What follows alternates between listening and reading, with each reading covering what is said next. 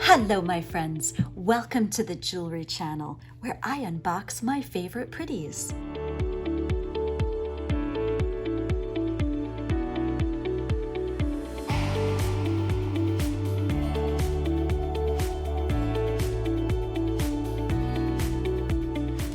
Let's see.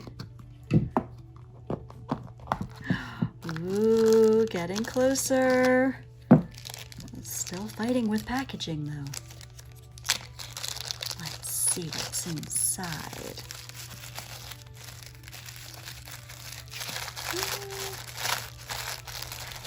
Closer, closer still.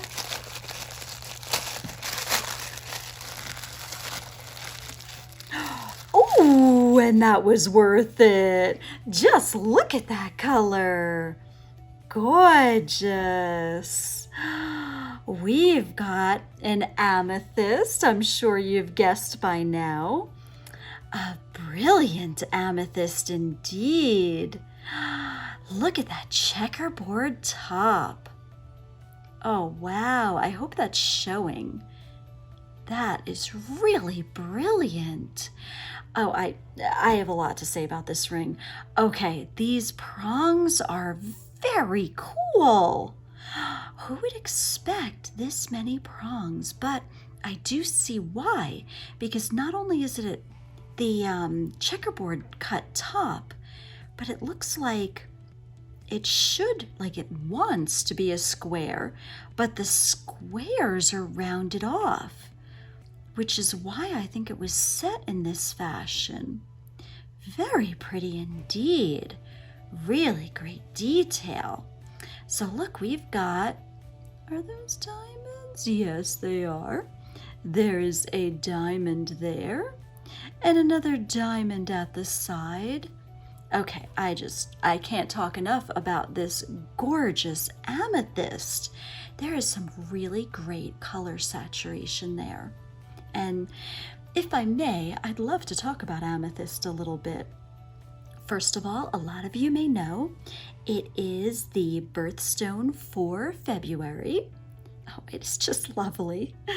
And amethyst is in the quartz family, it also known for citrine. And I'm sorry, I'm getting tripped up because this gorgeous amethyst is just stealing my attention.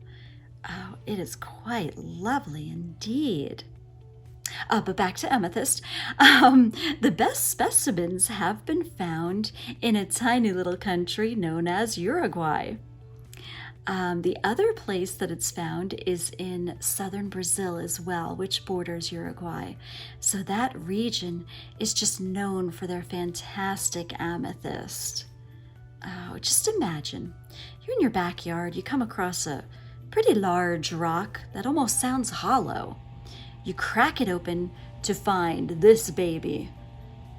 And honestly, a lot of gems in their rough meaning straightly mined, not cut and polished by a professional, most of them don't look like much to write home about. They don't have that glimmer, they don't have that shimmer and sparkle. But honestly, amethyst crystals and citrine crystals for that matter really look brilliant right out of the geode. Just really gorgeous. Okay, I've gone on enough about this ring. You can tell it's purely one of my favorites. Really gorgeous. But I did promise you a bonus. So I'm just going to set this gorgeous baby down here and move on to our bonus package, which I will leave you to guess. Might be another amethyst, maybe. Let's see what's inside.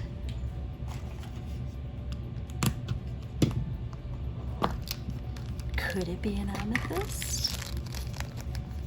Maybe.